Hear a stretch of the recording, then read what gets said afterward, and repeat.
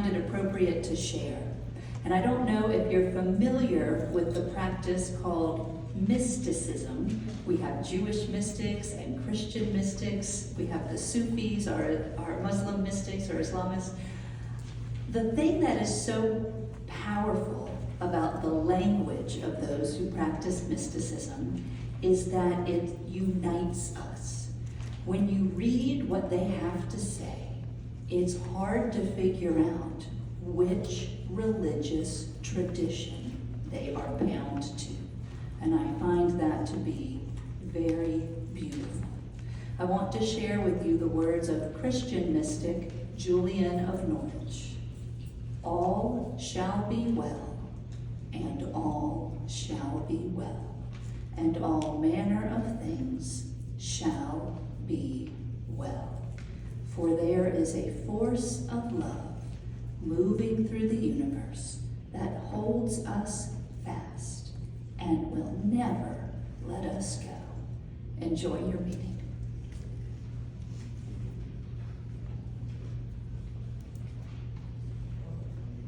Thank you, Trish. Good afternoon, everyone. I am Caitlin Seiler. I'm the Associate Executive Director here at Cedarfield, and I will be doing Amy's part of the meeting today as she is away at Roanoke for a conference. Hopefully she's not going to be dealing with too much of the snow that we are anticipating. I say we, I mean she, because I'm hoping that we won't see any of the white stuff here. I think we've seen enough of it. I always want to start off the meetings the same way that Amy does, with good news. Does anyone have any good news to share? Grandson's birthday today, 7th. Grandson's 7th birthday today. My birthday tomorrow, 81. Birthday tomorrow. My daughter gets her license tomorrow. Amanda's daughter gets her license tomorrow.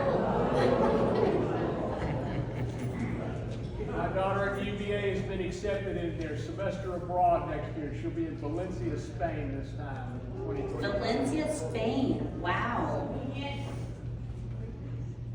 Any other good news before we go into department reports? My last box got emptied and my last picture got on the wall. I have finally moved to the big house. We are happy to have you in the big house. All right, thank you all for sharing your good news. My good news is somewhat of good news, somewhat not. On Monday, my kids were home from school for a teacher work day, and I got a call from my daughter about 20 minutes after being at work saying that my son Caden threw a VR remote, which is a gaming set remote, at the TV by accident. So my good news is I have a new TV in my house. I was not planning on purchasing a new TV, but such is life. We will go into department reports, starting with Emily.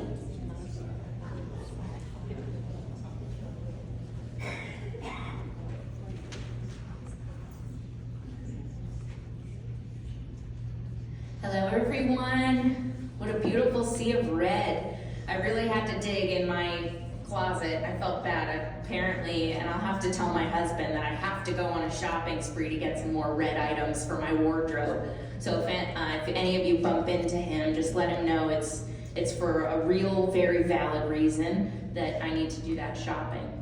Okay, my name is Emily Adler. I'm the Director of Sales and Marketing here. I am going to give you a quick report on some move-ins that are coming up for us. So we are currently scheduled to have 3 move-ins in the month of February. One of those is happening tomorrow. John Bander, who is going to join us in apartment 201, right over by the D-Wing. And then another person who's moving into the D-Wing, Judy Gill, and Beverly Jeanette, who's moving into the main wing on the 4th floor, into apartment 402. And then we are scheduled at this time to have 1 move-in in March and 1 move-in in April. And that is my update on incoming residents. Does anyone have any questions? All right, happy Wednesday.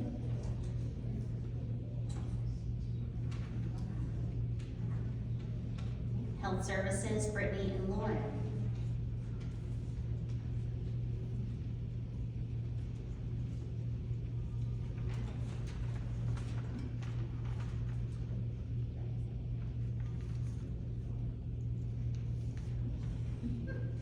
Okay.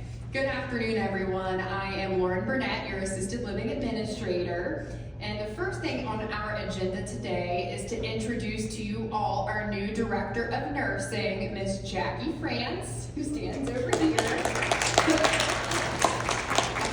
And Jackie comes to us with many years of experience as a nurse, as a Director of Nursing, and also has a background in quality assurance and risk management. So we are very happy to have her join the team, as she will support both Brittany and myself overseeing health services. So just wanted to start out by, face and a name.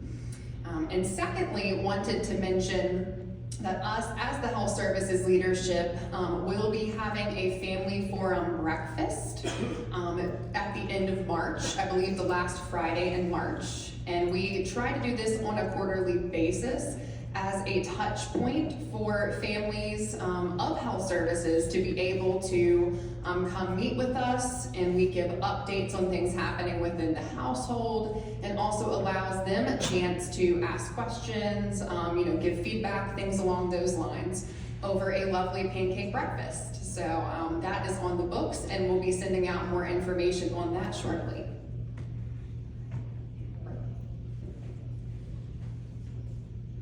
Hi everybody, my name is Brittany and I'm the healthcare administrator. So I wanted to give a quick reminder for healthcare, for all of our healthcare residents that are joining us, whether that's in Poppy Place or Lavender Lane or Magnolia Meadow. We use Remedy Pharmacy exclusively in healthcare. So all medications will come from Remedy. The three of us will be behind afterwards if you have any questions or want to talk details, but wanted to just give that reminder for everybody. Thank you very much.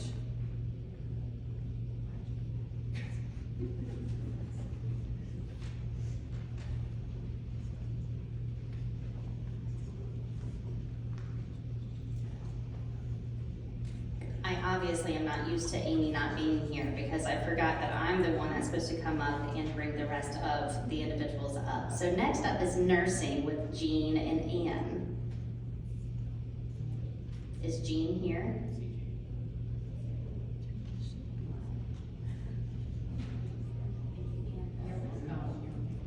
Hi everyone, Ann Hopper, the clinic manager, nurse in independent living. So Jean was going to talk about some norovirus, and maybe she's out and about, and so she might fill you in a little bit more. But certainly we have all been impacted by this, and so the most important thing that I can tell you as a nurse is to wash your hands. If you have any type of GI symptoms, cold symptoms, stay home. And we get sick in the winter because we're in these enclosed spaces, there are viruses, and so they're just spread easily from one person to another. When we're dealing with this nasty GI bug, the best thing about it is it's violent. That's not the best. The best thing is it's pretty quick. So if you can weather through that 24, 36 hours, and what I say to people is, while it's so violent, you can't rest, you can't sleep, your stomach is like, what the heck is going on? When that subsides, try and get some sleep. The old bright pink pill, Pepto-Bismol, is a good one to help, even with nausea. And if you can sleep through some of it, and then the sips of, maybe a Gatorade, watered down, just the clear fluids. And I tell people, food isn't as important, but if you're going to start eating again, start with the brat diet, the bananas, rice, applesauce, toast. If you're thinking you want to go with that pizza and cheeseburger, don't do it. You've got to start out slow because your stomach's like, hey there, what'd you just do? So it does take a lot out of you. I tried to get Dispatch Health yesterday to see a resident, and they were booked yesterday and today, and I could not even get them on for Thursday. And so I said to that resident, okay, you're gonna stay put, we're gonna try and weather the storm, but if you get worse, you might have to go out for fluids, which is what we would try and do with Dispatch Health. So it's out there, but Jean is here and she might tell you, I feel like we're on the downside of some of this bug stuff, but colds, do your over-the-counter stuff, stay home, and washing hands are the most important. And here's Jean.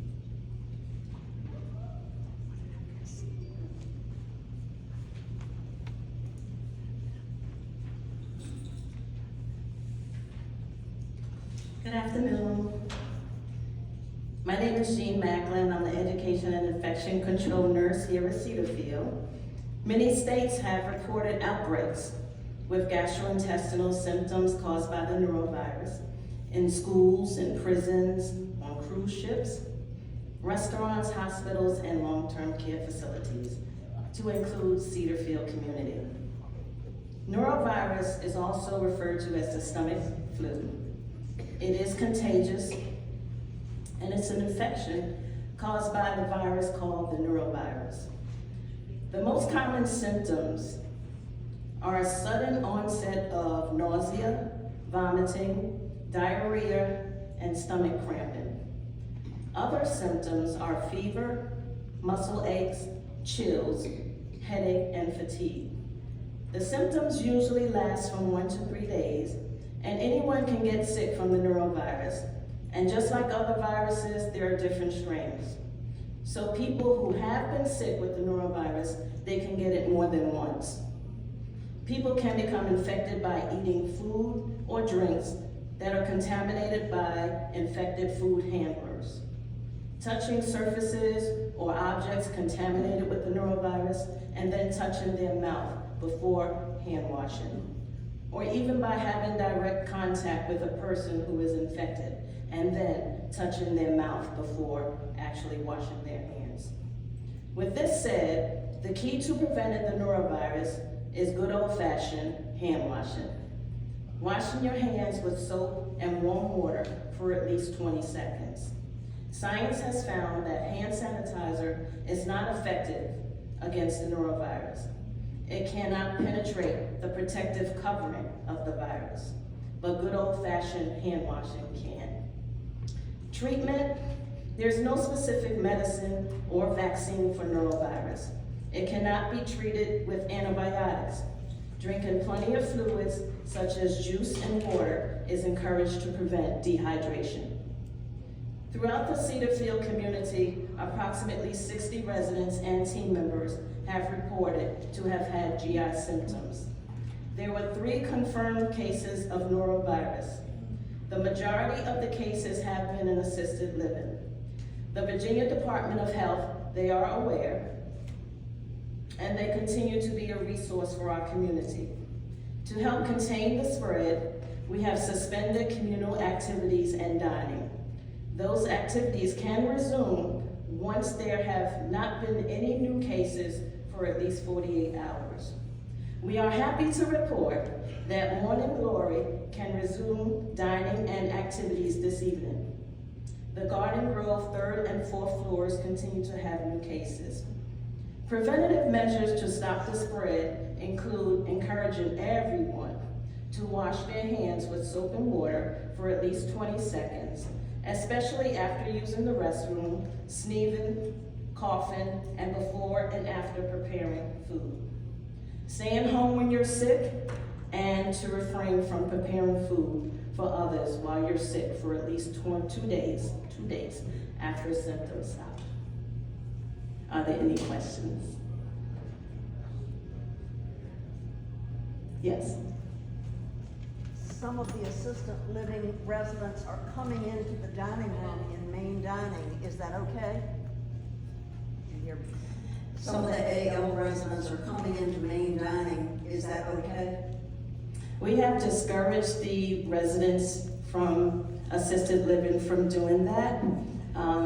And we continue to educate them on the reason why they should not, but we are aware that they continue to do it. Yes? What's the incubation period after you're infected before you get the So the incubation period varies from 10 to 50 hours, but most people get the symptoms within 1 to 3 days. Any other questions? I'm sorry?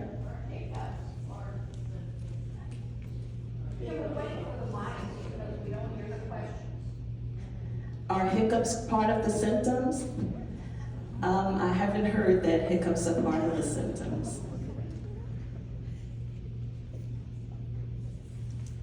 You mentioned discouraging them to coming to dining. Why don't they just not serve them? I mean, you know, I'll answer that in a minute.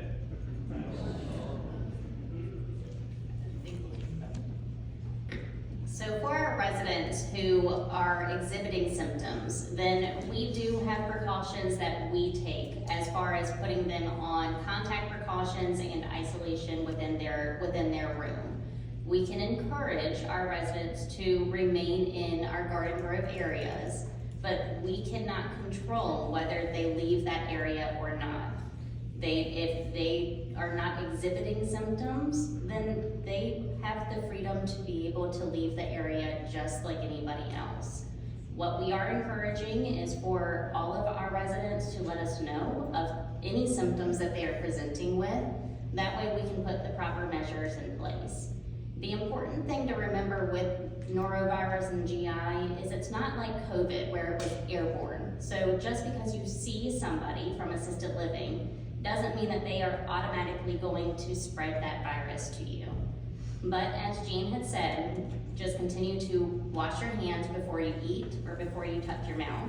We will continue to encourage our residents to have the proper safety measures and to remain in Garden Grove as much as we can.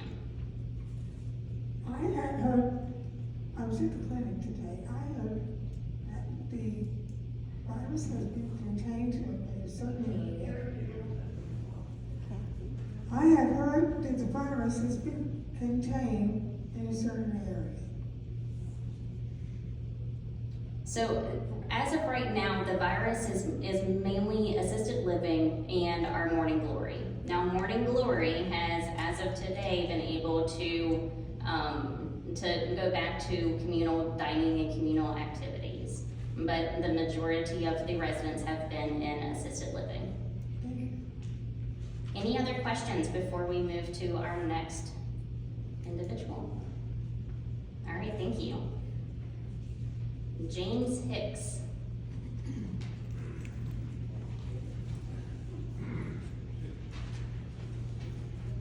James Hicks, in charge of maintenance and all the good stuff that goes along with that. So about a month ago, I think we were talking, Dick had a lot of great stuff, talking about all the great things going on and all the feel goods and all the progress we're making, and then we ended up having that weird thing that was the water boil issue. Remember that? Yeah, so right after this meeting, we hightailed it over and got as much water as we could and started delivering it and communicating with everybody that we thought was appropriate to say, hey, we have some water we're gonna bring to you because there's an issue. But within how many hours it was handled and things are all green again. During that time, we learned a lot, I think, and I won't go into a lot of the detail, but my team kind of got together and decided, wow, we only have about 100 filters. We have 6 different types of filters that go from your refrigerator to some of the ones in the kitchen or some of the ones in the hallway. And we decided we didn't have enough upon kind of looking in the closet, so the team got together and ordered another 300 and something of those. We tried our best to get to those as quickly as we could, and I really appreciate the patience that you all gave us and my team to get that done. To date, as I understand, 100% of them have been exchanged. Now, if I'm lying, go ahead and call my office and we'll make sure that we get one to you. But I just checked with Jack and John, and they assured me that everything was done. Through the course of that, we looked at a lot of other things and found some things that weren't right. Like some of the people had really dirty refrigerators or food that needed to be eaten. So we're watching you. Real quick, the EFIS project's going around. I think it's being handled really well and it's being expedited. I know that through this process, we've tried to keep things updated on 974, and that slide is about as up to date as we can get it. We're following that target.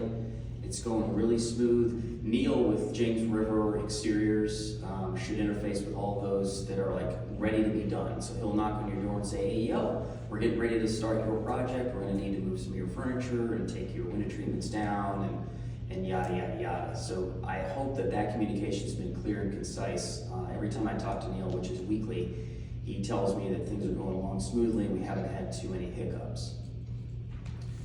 The concrete work, I kind of apologize for that. We had a large project that we've tried to really scale down to be as specific as we can. Like there's concrete that maybe doesn't line up anymore. A tree has heaved a chunk of sidewalk, or a driveway perhaps has sunk a little bit over the last 30 years. So we look to try to isolate those areas that were problematic in terms of everyday use and the frequency in which they were used. So I haven't gotten all of them, and I apologize. I think we still have a lot of areas that we're going to continue to look at, but we were able to re-pour the the administration entrance. That handicap ramp has been replaced in its entirety, so it's smooth again. There was another area over between B and C wings, a big chunk of sidewalk there. There was a lot of them that were kind of heaved and moved and jittery when you're trying to walk on it or ride down it with your skateboards. So that's been ground out and that's nice and clean too. There was another area that I think hit us a little bit sideways. They were grinding it and we did not get notice out to a few people and some cars got dusty, and I apologize. We'll do better at least notifying that those areas are going to be grinded on, and thereby a lot of dust will be apparent, so you don't get your car dirty. So if there's issues with that coming up, make sure you call my office so that I can specifically talk to you about how we can handle your dirty car. And then I think the last thing I had on here was winter weather cottage issues. That was also a learning experience. Thank you again for your patience. It's my first time here with the winter weather, and we had a couple of really cool days there with a little bit of snow and a little sleet and a little snow again and some ice, and yeah, it was fun.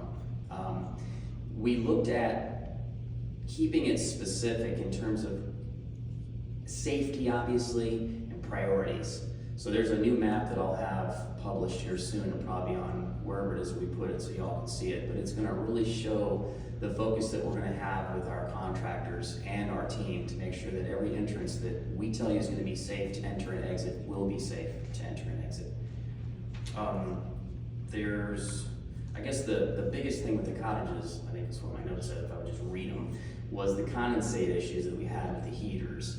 And unfortunately, each cottage is just a little bit different. I think we have 4 or 5 floor plates, but the way the units are sitting in the attic, sometimes the condensate drain is exposed to the cold, 18-degree kind of cold. Then unfortunately will freeze, and the safety says, hey, I can't drain, so therefore I'm gonna go ahead and shut the heat off. So the team went out and decided in order for you to stay warm through these cold evenings, they cut the condensate line and put a bucket on it. It wasn't pretty, but it did the job. So beyond that now, I think we've reconciled all those issues that were problematic back last week or week before last. But now we're looking at each individual cottage and its own solution. So it's gonna require a little bit of engineering and some brain damage to make sure that we can get your cottage safe and designed properly. So more to come on that. If you have questions about that specifically, please call me in my office. That's really all I have, and please stay safe. Ms. Champion.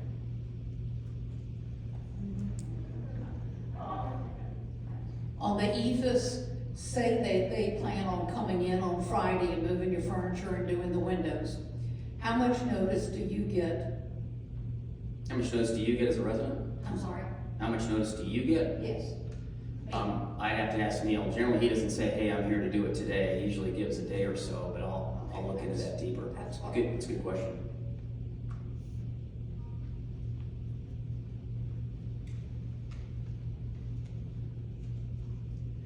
When we had the last snow, and they were expecting more snow, which didn't appear, but they were expecting more, there were workers at midnight using leaf blowers to blow the snow off the sidewalks. And I mean, it woke a lot of people up. Is there any other solution to that? Yeah, I wasn't aware they were doing that, and I apologize for that. They thought sometimes when the snow was light enough, they could blow it versus pushing it. Thought Well, it did work that way, but it was noisy. Noisy. Yeah, I'm sorry, I'll look into that too. I wasn't aware they were actually doing it. I thought it was kind of a joke.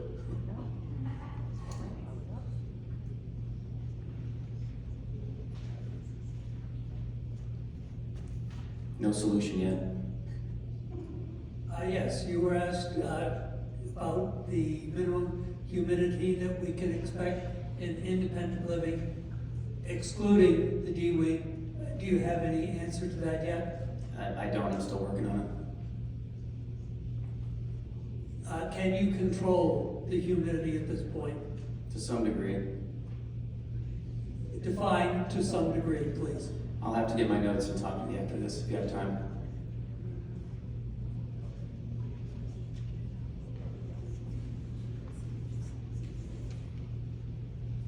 At the cottages, they were also scraping at night and at 5 o'clock in the morning. They also put all that stuff right in our doorways, what's supposed to melt. Well, we have really nice overhangs. Most of us do not need that unless we know we're having a blizzard. And it's difficult to get over the brick walkways, the entrance, the brick entrances, just to let you know. Okay, thank you. Time was everything was going on at once, and it was quite noisy. They were screaming. Thank you. Is that it? All right, thank you.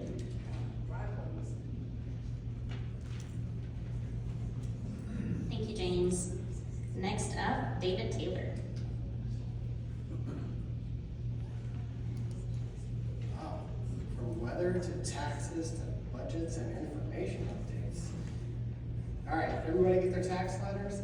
Everybody in the big building, they went into your mailboxes in the building. If you're outside of the building, if you're in a cottage or it goes to your power of attorney or your tax people, it went in the mail on Friday. So please be patient with that. I imagine they'll start trickling in pretty soon. There are 3 of them, depending on which level you're in. If you're in independent living, you got something that looks like this. If you were in assisted living or healthcare, you probably got a blue one. It's possible if you moved from independent living permanently to assisted living or healthcare that you got one of each. And even our Pinnacle Advantage people got it on them some yellow. If you have any questions, especially if you're new to Cedarfield, if it's your first time receiving this, and you don't know where to start, you can call myself or Sissy, and we'll if you don't know what to ask, please call us. But if you're into it and you're doing your taxes or your tax advisor needs assistance on it, at the bottom of each letter in the same place, it has Kevin Salminen, our CFO's phone number on it, and he's happy to take your calls and walk you through it and explain what needs to be done. It says right here, please do not hesitate to call Kevin Salminen, and it gives his phone number. So when it comes to taxes, you're meaning to call Salminen. All right, what's next? We're starting our budgeting season. We're actually kind of already in the middle of it. We have met with if we missed any, please give me a call, committees to see what kind of capital spend. We picked out committees that were likely to have capital spend. Capital is something we're going to spend on. We have a fairly low capitalization threshold. It's $5,000. So we've just a few that we've met with, communications, dining, environmental facilities, finance, health services, lifestyles and wellness, and welcoming. Please give me a call if you feel like your committee would like to have something that would cost more than $5,000, and we can put it into our 5-year capital plan. And the last thing is the updating information project. More information to come on this. We don't really have a good mechanism for you to tell us consistently who your power of attorney is, if it's changed, your phone numbers, all of this. This information is kind of in different places. So we're working on a project to tell you what we have and a mechanism for you to tell us what needs to change. So more information to come on that. Any questions? Okay.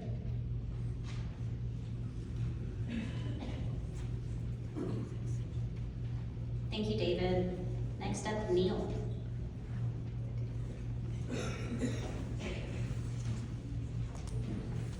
Good afternoon, Neil Stoyer, Director of Dining. Thank you all for coming. A couple things right off the bat, because there's a norovirus. When something goes through, I'm instantly on high alert, and my team was too. And we are really drilling down, making sure that we wash our hands, clean, keep our surfaces clean, and have good, safe food for everybody. I don't like to switch into almost a pandemic mode, using disposable dishes and using other means in order to keep our residents safe. But we will, and we've been able to do that and transition okay. As far as residents coming to other areas such as the cafe and main dining, as was described before by Caitlin and by Jean, we can strongly suggest to residents to not go into different areas, but we cannot force them. And anybody who has norovirus or they are being isolated, so everybody is safe. But please wash your hands like we've been talking before. Last week, Monday, I think might have been my day off. I might have not shaved. I might have not done many things, and all of a sudden, I got an alert about health inspection. I knew it was coming. Every January we have it, and we have Virginia Department of Health. Natasha is our main surveyor, and we aren't going to go. She's not just going to go in one kitchen and say goodbye. She goes into all 7 kitchens. So went into all 7 kitchens, crawled over, through, around, took temperatures, inspected label dates that we put on products, all these things, and I'm happy to say we passed. We had no contingencies, no deficiencies, and we got a clean bill of health from that. Of course, then 3 days later we have norovirus going on, but we're fully inspected. Our permits are good for another year.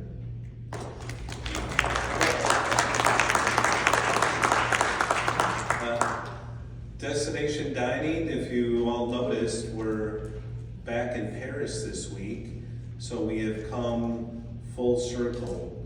We have done 13 different destinations, and now we're going to drill down with the ones that were popular and with the most popular items on there. Other destinations that we might not be running, but some food items were popular, we're going to incorporate those into the pub and the grill menu. And then we were also talking today too about having a new cycle menu for the cafe and for health services too, so then everybody is enjoying the same great food that we're providing in main dining too. What else do I got?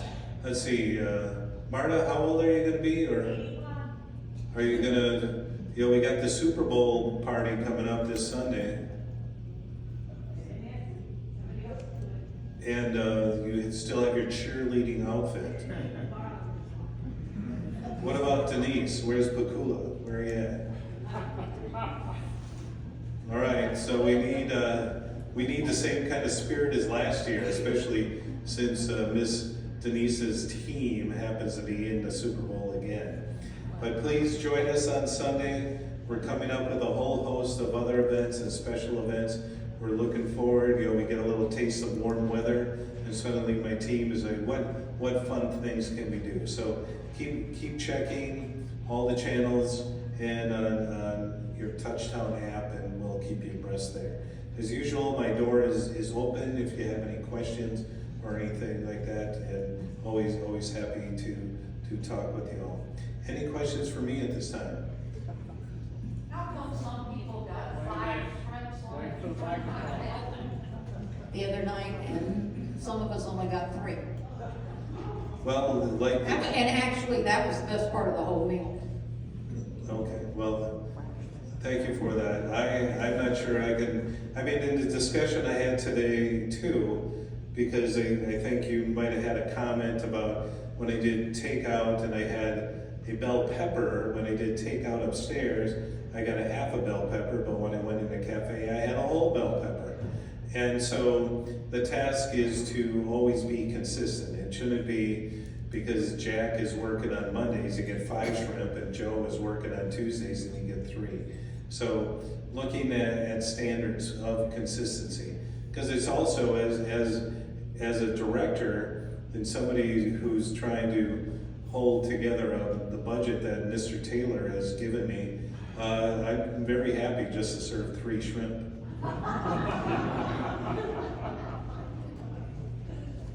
Yes, in the past I've been told that ribeye and strip steaks were too expensive for the pub and grill. And I noticed that in destination dining you have had both ribeye and strip steaks. When can we expect in the pub and grill to have either and or ribeye and strip steaks, if ever? It will be within our rotation. I mean, there's a couple things that we have daily. For instance, so we have shrimp, we have a 6-ounce fillet, and we have a 7 or 8 ounce salmon fillet. Those will not change.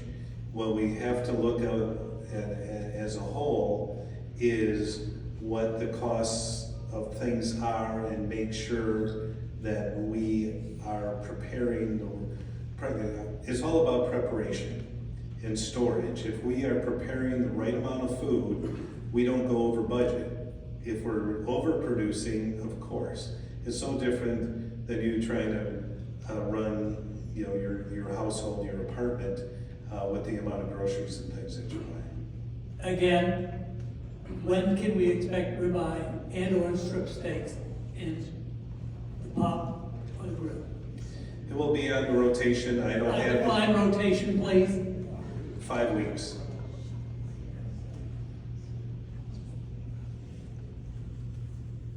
Will we be expected to pay a surge charge to have real eggs at the brunch on Sunday? Let's go over that just a second, because this is a great topic here. When the health department inspector came through, she specifically looked in our walk-in cooler and said, "Are your eggs pasteurized?" And I said, "Absolutely." Now the pasteurization process, so we have a lot of liquid eggs. They're 100% eggs. They are not, no fillers, no additives, anything else for that. So they're pasteurized, so they say you can just take a carton of them and you can do it Rocky Balboa style and start drinking right out of the carton. The eggs in the shell, they are also pasteurized. When you pasteurize eggs in the shell, they have to get them up to a certain temperature, which is, I think, a little bit over 150 degrees for I don't know how many seconds. But what happens with that is the shell is a little bit softer or easier to crack. It kind of falls apart. And so it's harder to make something like a fried or a poached egg with it, and we do. So we aren't going to change the style that we have for brunch. I've been thinking about, since everybody says, I want to see the eggs cracked in front of me, I might work with the team to say, how can we do this? Because residents want to see that, because if they say, we just cracked these eggs 10 minutes ago, is that good enough? Or do we have to do something else? But great question, I hope I answered it. Any other questions at this time? Okay, I'll be around the block. Thank you all very much.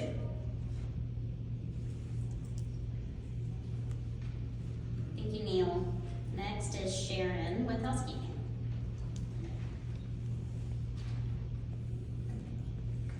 Good afternoon, everyone. I'm Sharon, Director of Housekeeping. I have just one item for you all today. The spring fall service clean will be starting up again in March. And for the month of March, it will be the outside cottage. And these are the items that you can have done at that time. You can churn your mattress, get your blinds washed, oven clean, pull out your appliance to get clean behind, spread or your comfort washing, and refrigerator cleaning. And you can give a housekeeper a call you at this time for the question you'd like to have that done. And I will be sending out a flyer on February 28th to the cottage. That's all I have. Any other questions, I'll be here after the meeting.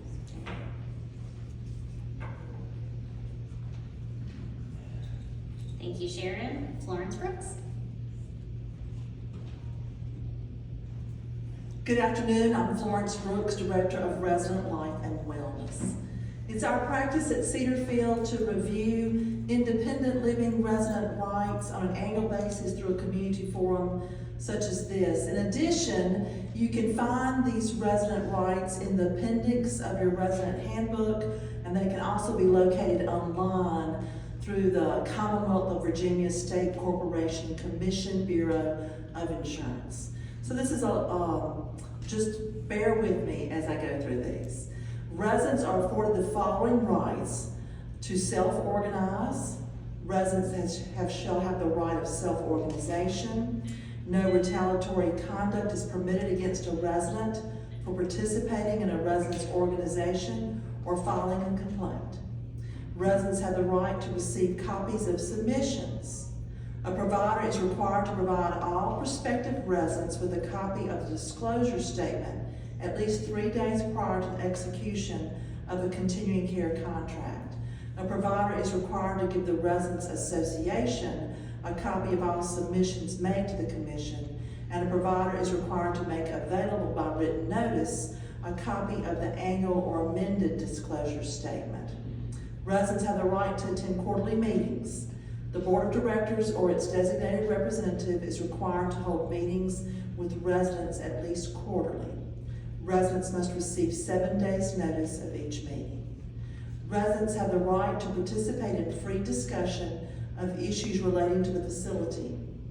Issues may include income, expenditures, and financial matters as they apply to the facility and proposed changes in policies, programs, facilities, and services.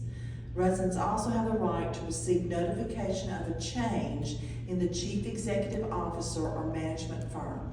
Notification must be prompt. I'll add that when an independent living resident enters health services for a short stay or for a permanent move, the health services team will review with the resident at that time the rights afforded residents in licensed areas. Again, a copy of these rights can also be found in the appendix of your resident handbook. Secondly, we are in the midst of updating HIPAA forms for residents in independent living under the direction of Melissa Ellison, our independent living social worker. The HIPAA form, as you may know, gives permission for your protected health information to be shared with those persons that you designate. Melissa's in the back of the room this afternoon and has forms available if you want to pick one up on your way out. She also will be available in the club room on February the 18th in the morning from 9:30 to 10:30 and in the afternoon from 1 to 2. If you want to stop by, she'll be glad to help you with this. It's a very quick process to just update your names, and those will be included in our information. That's all I have. Thank you.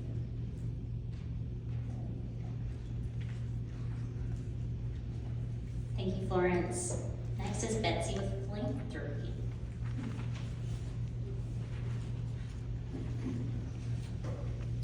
Good afternoon.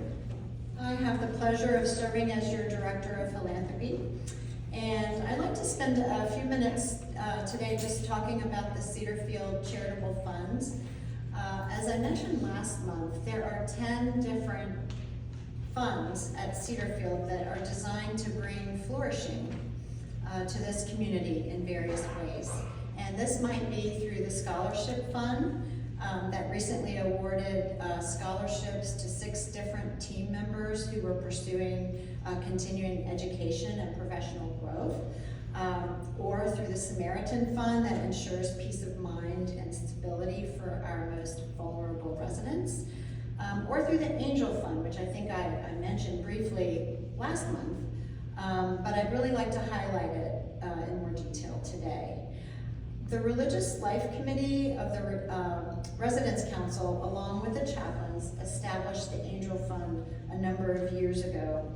And it was created in response to the desires of Cedarfield residents to provide assistance to community members who experience unforeseen financial crises in their lives. A crisis can come out of nowhere, and sometimes all it takes is to help a person's difficult situation is help covering that unforeseen expense. So a gift addressing this type of circumstance is obviously very practical in nature, but you can also imagine the relief and the emotional encouragement it provides during a time when it is needed most. So when requests for assistance are submitted, the Angel Fund Committee members review them and decide how to respond and with what amount. And all requests are held in strict confidence, and the monies are distributed directly to the vendor. Last year, the Angel Fund supported 24 requests totaling just under $53,000. And with their permission, I'd like to take a moment to share comments from 2 individuals who received Angel Fund support last year. The first says, "The Angel Fund alleviated the financial strain on my family during an immensely stressful time. This allowed me and my family the ability to focus on healing. We will forever be grateful for the Angel Fund and the generosity of the Cedarfield residents." And the second commented like this: "The Angel Fund has been a blessing for our family during an unexpected time of crisis. My husband was diagnosed with cancer, and in the midst of the devastating diagnosis, we had many additional medical expenses. The Angel Fund gift gave us tangible assistance during this uncertain time for our family, and we will forever be grateful to the Angel Fund."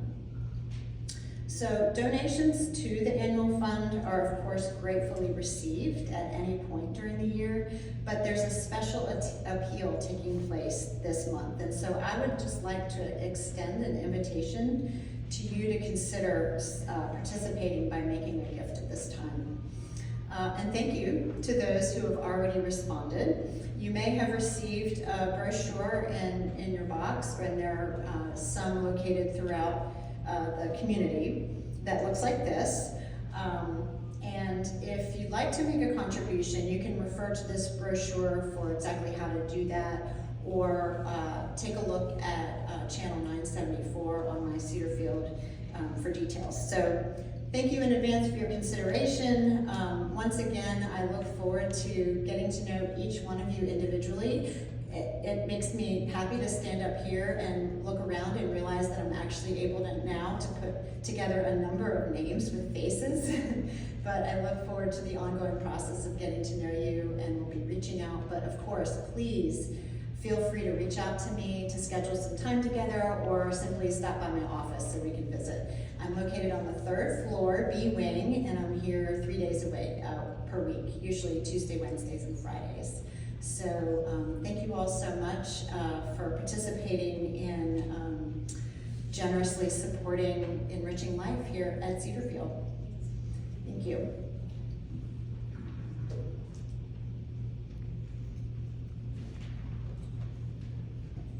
Thank you, Betsy. All right, so as David had talked about, we are well into our budget process time for fiscal year 2026. Where we are from a department standpoint is finalizing the initial first pass of department budgets with each of our department directors. What that means is David has taken the time to sit down with each department director to review their upcoming budget and ensuring that they know what areas to plug in for any changes to the budget, any requests that we have, just ensuring that explanations are put in place as well. So that should be finalizing within, I think, today or over the next couple of days. After that, we will have departmental budget review meetings where Amy, David, and I will sit down with each department director to review in detail the information that was that our department directors put in during that first pass. That will help us in preparation for our first meeting at home office, which is scheduled for the second week of March, where Amy, David, and I will present our budget to the home office. In the meantime, if there are any further updates from committee members or from team members, then now is the time for us to get that. That way, when we do present and finalize our budgets, that it reflects the needs of our community. So thank you all for the residents who did participate in the committee meetings, and thank you to our department directors for taking the time to go through and review and update their budgets, and thank you, David, for all of the time and effort put into that. The second thing that I have is reviewing our emergency plan. So in our licensed area, we are regulated to review our plan twice a year. Our time frame for that is reviewing in January and in June. January works perfectly considering we just had a pretty major emergency as far as the water goes in Richmond. We know that our water plan, we are making some adjustments to, but we are going through the entirety of the emergency preparedness plan to ensure that we have it completely updated to where we need to for Cedarfield. When we are reviewing this, then there's not always revisions that take place, but we do have to take the time to review and revise. So I thank the department directors for taking the time to do so. I'm sure that you all loved my color-coded spreadsheet that I sent out with all of the assignments, but our first review is just about finalized, and James and I will be sitting down to ensure that the binders are updated. Our emergency preparedness plan is located in red binders, so if you've seen those around Cedarfield, that is the emergency preparedness plan that you will see updated with a 2025 year in the front cover. Some of them do say 2023 right now. Don't worry, the front cover just didn't get updated during our last update. But we appreciate the feedback that we did get during our water emergency. There was a lot of really good feedback and things that we took into place for revising that plan. But again, if there are any questions or anyone who would like to provide some feedback to me or James regarding our emergency plan, please let me know. I'm always willing to listen and see what we can do to improve. Any questions with either of those areas? All right, the last thing that I have is our mission moment. So every town hall, then we recognize a team member or a department who has gone above and beyond during any scenario. It doesn't have to be an emergency, it doesn't have to be anything out of the ordinary, but simply going above and beyond your typical job duties. One of the things that we had recently, again, was our water emergency. And we had a team member who truly just jumped in and took ownership of ensuring that waters were distributed, that our water closet was organized, that the next day we had a plan in place to ensure that distribution took place again. That team member is Mason from our maintenance director. So Mason, if you can come up here.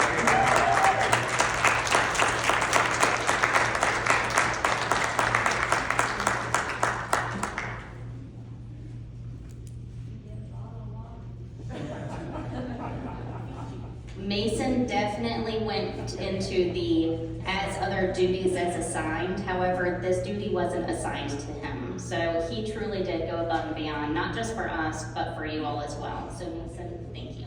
Thank you. All right, last but not least, we have Frank Miller.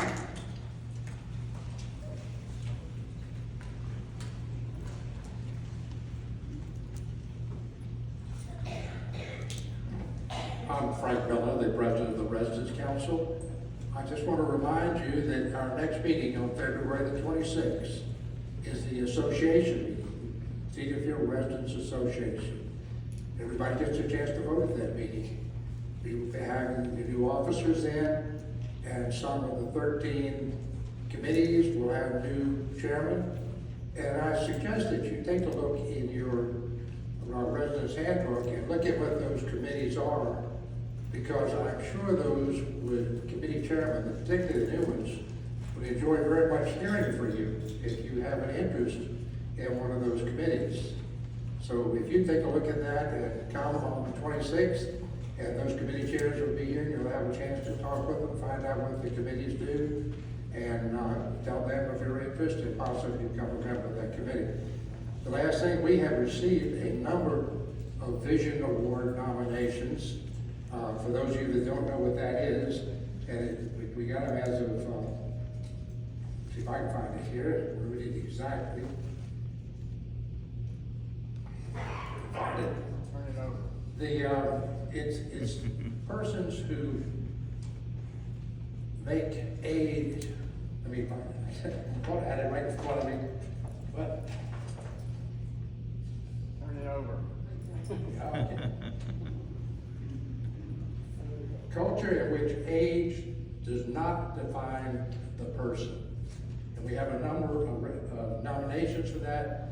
We will be reviewing those, and they will be awarded a one, or sometimes there's more than one, on the 26th. Are there any questions? Thank you very much. Have a good evening.